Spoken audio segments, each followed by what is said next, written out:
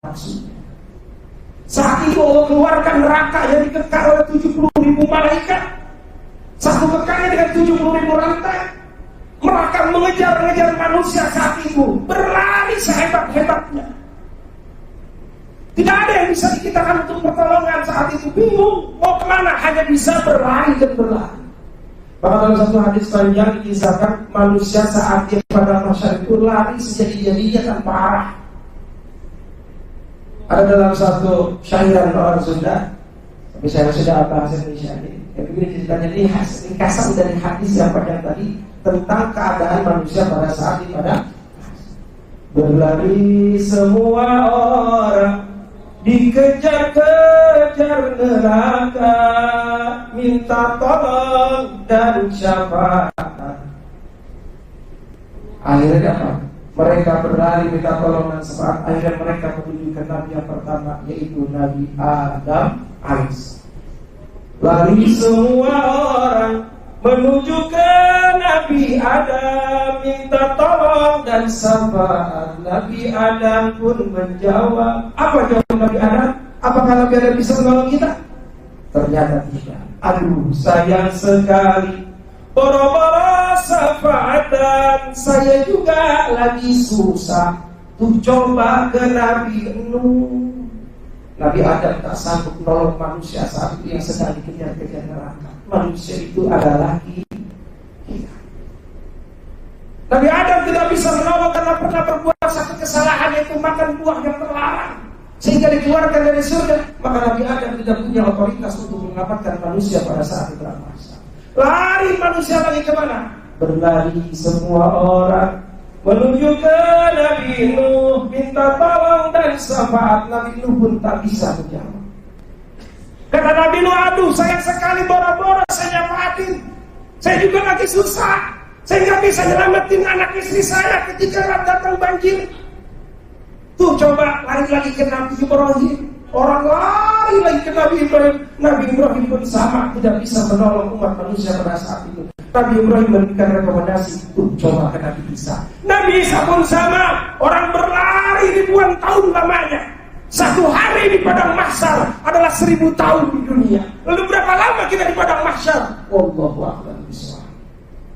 Penantian yang sangat panjang di padang mahsyar, bukan setahun 2 tahun, tapi ribuan tahun kita ada di situ. Sampai manusia mungkin sudah jadi orang yang gila pada saat itu karena saking sibuknya, saking hiruk-pikuknya. Begitu banyak dahsyatnya neraka ilmu ketika kita belum dapat pertolongan. Pak, Bu, kira-kira kita selamat kan? Selamat kan? Insya. Bahkan pada saat itu orang yang lari di padang mahsyar, mereka itu banyak macam tingkahnya, gak semuanya sama, tergantung amal-amalan. Bahwasanya faminhum ar-raqibu wa huwal muttaqi. Di antara mereka orang-orang yang ada di padang mahsyar ada orang yang naik tumpangan dan kuda, dia punya kendaraan. Siapa mereka? Wa huwal muttaqi. Mereka adalah orang-orang yang bertakwa. Amin ya rabbal. Orang di mahsyar ada yang punya kendaraan. Siapa mereka? Golongan orang bertakwa. Wa minhum al-mashi 'ala rijlaihi wa huwa qalilul amal. Dan di antara mereka di padang mahsyar ada orang yang berjalan kaki.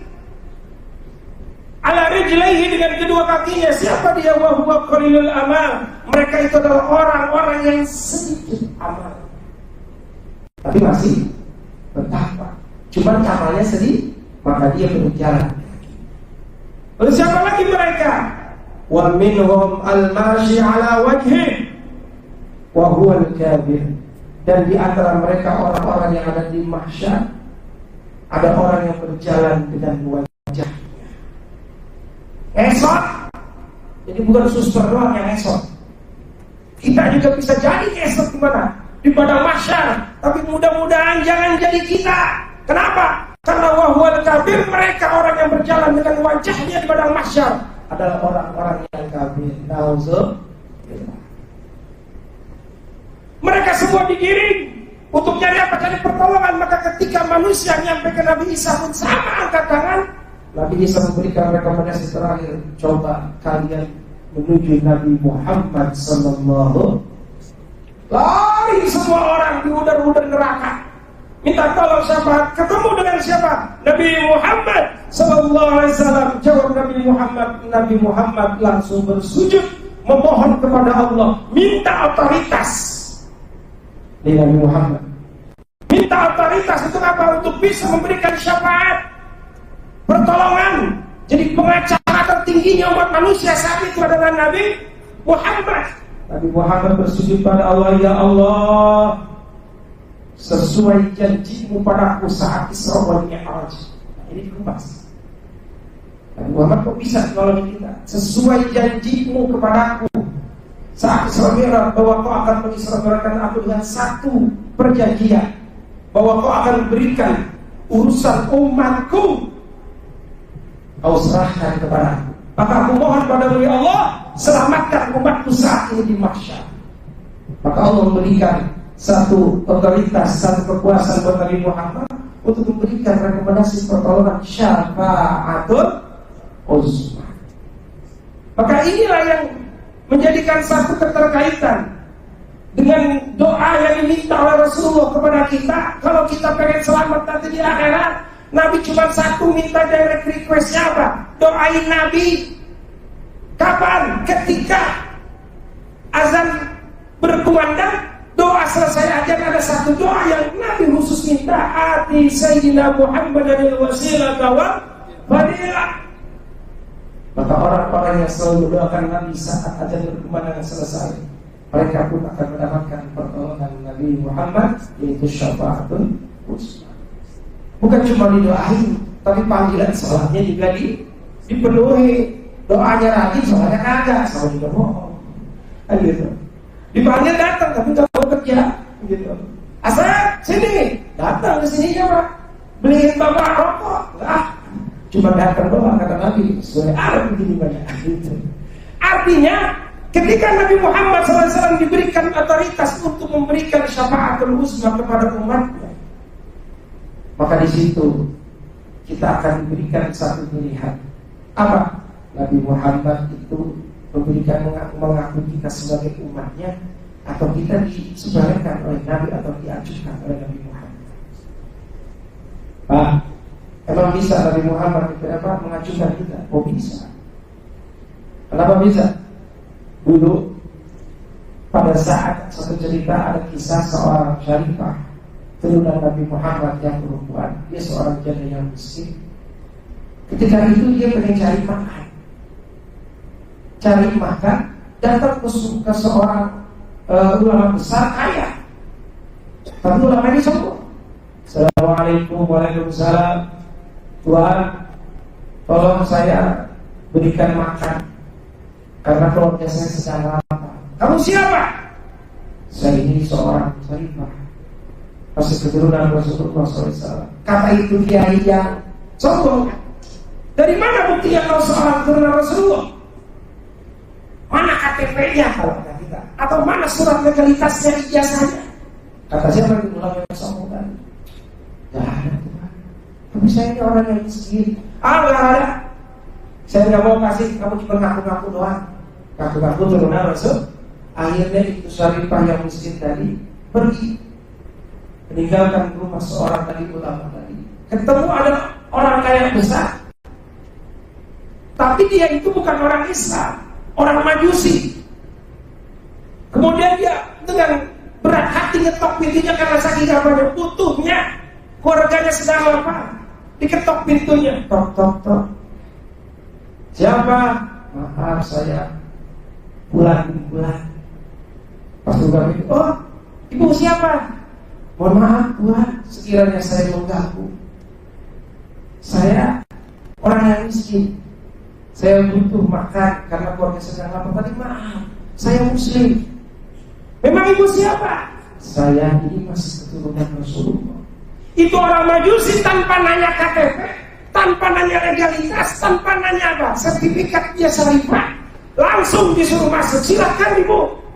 Ibu ini orang yang mulia. Meskipun saya seorang Majusi, tapi saya kenal si Rasulullah. Maka itu ibu yang lagi dimuliakan, diberikan makan, diberikan fasilitas. Sekarang ibu dan anak jangan tinggal di sana. Balik ke sini, saya punya rumah singgah, homestay. Ibu tinggal di situ yang nyaman. Tapi Pak, saya kan tidak. Karena ibu masih keturunan Rasulullah. Saking memuliakan kepada siapa? Rasulullahnya. Gak peduli dia nipu atau enggak, tapi dia tahu yang dia bawa nama Rasulullah. Ini Majusi ketika memberikan fasilitas terbaik buat orang tersebut, dia nyaman di situ, dia makan di situ, dia tinggal di situ. Ini Majusi tiba-tiba ketidur pulas. Hari itu mimpi, dua-duanya mimpi. Yang ulama mimpi, yang orang Majusi juga mimpi. Apa mimpinya? Mimpi tersebut dikisahkan pada saat itu suasana dalam padang mahsyar penuh dengan hiruk pikuk tadi. Si ulama tadi di padang mahsyar. Dengan posisi itu Rasulullah lagi berdiri di mana duduk di sebelah sananya, dia panggil, ya Rasulullah, saya ini umatmu. Rasulullah hebat. Sampai disamperin, ya Rasulullah, saya ini umatmu. Pas lagi begitu, enggak ketemu juga. Pas dia lihat di samping Rasulullah ada si orang Majusi. Dan dia kenal itu orang Majusi, kok ada di situ tempatnya di iman. Tanya, sahabat itu Rasul, sampai itu. Saya umatmu. Kamu siapa? Saya Rasulullah, seorang ulama.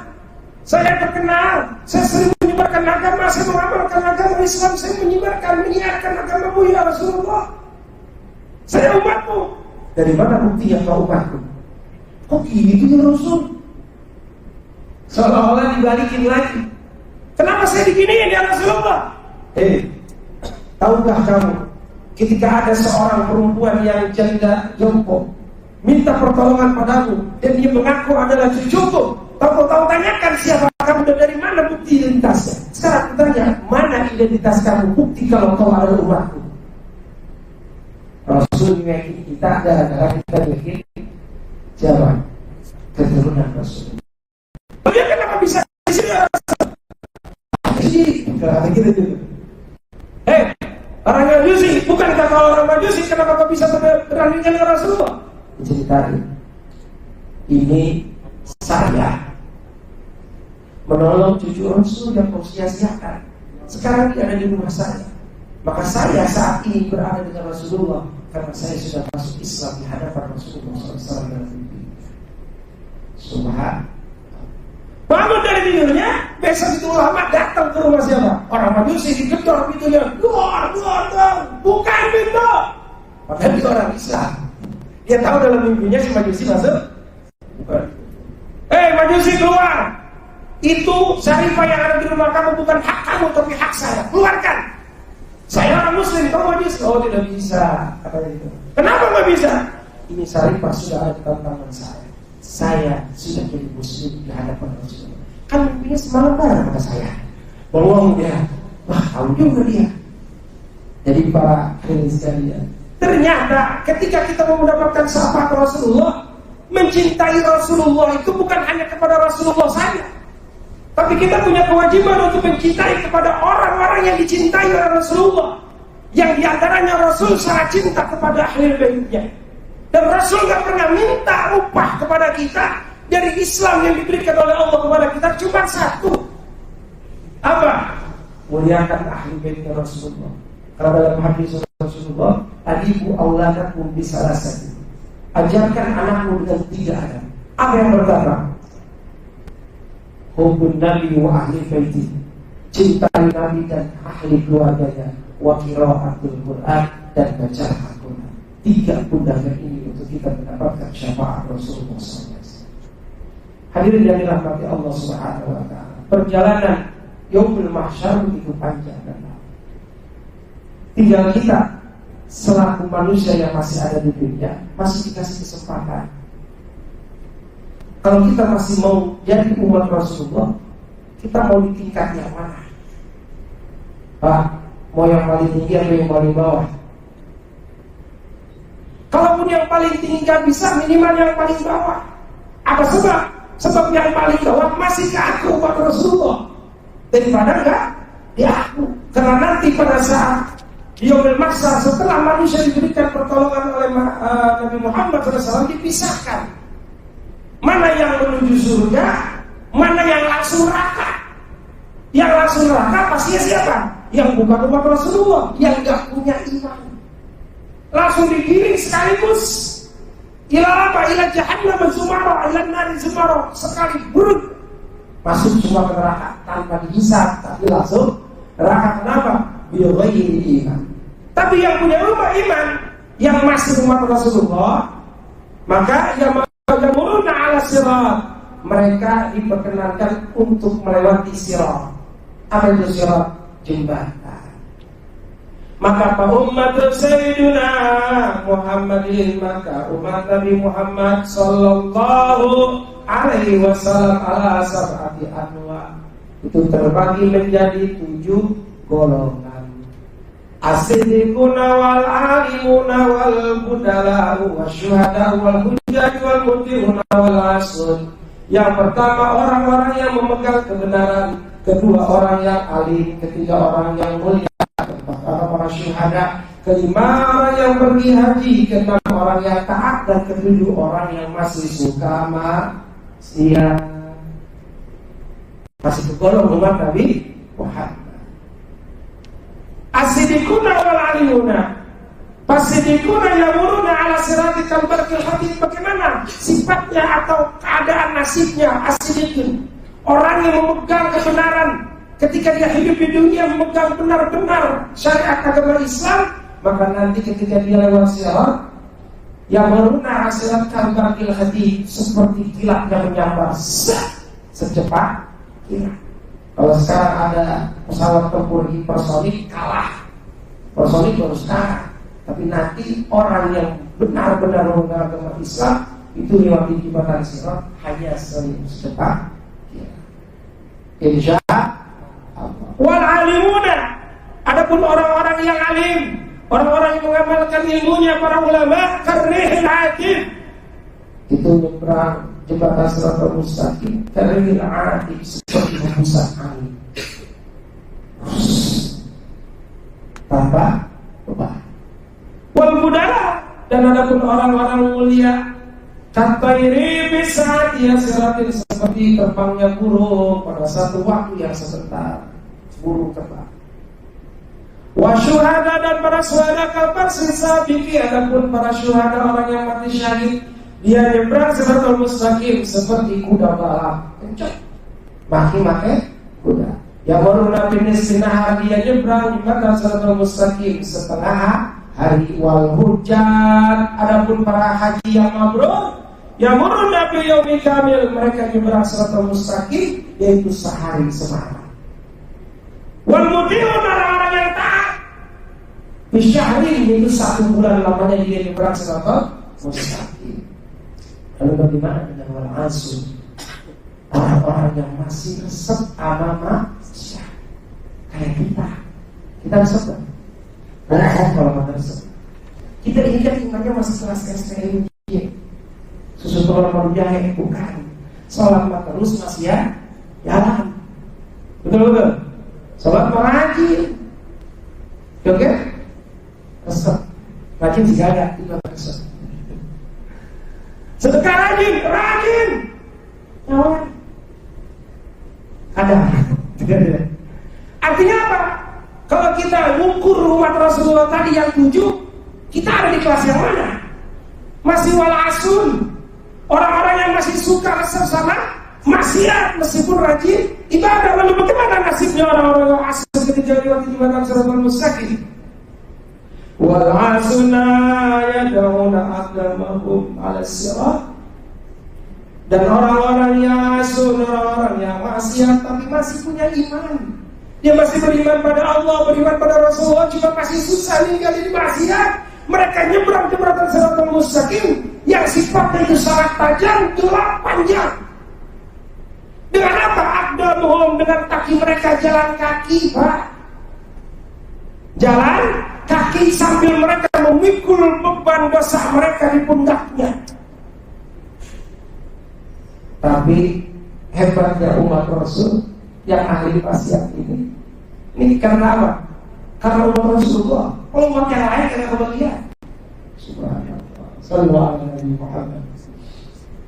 Itu umat Rasulullah yang sempat terpuluh ketika mereka patak sidu, mereka menyeberang jembatan Siratal Mustaqim. Itu mereka lihatmu si Asun, tukang maksiat lewat, tukang mancing lewat, tukang mabok lewat, tukang joget lewat, tukang zina lewat, tapi masih beriman. Ketika itu neraka jahanam ihraquhum mau menyambar mereka. Ketika jilatan apinya mau menyambar orang-orang yang sedang nyebrang di jembatan Siratal Mustaqim, yang buktinya mereka golongan asun, tukang maksiat. Fatara nurul iman, itu neraka melihat ada satu cahaya kecil yang ada di orang-orang yang sedang nyebrang jembatan. Apa? Cahaya iman. Bahwa penting kita ngaji tentang iman, karena modal kita minimal percaya kita kepada Allah jangan hilang, cinta kita kepada Rasulullah jangan berkurang meskipun susah kita ninggalin maksiat. Apa sebab? Karena di dalam diri kita masih ada nafsu.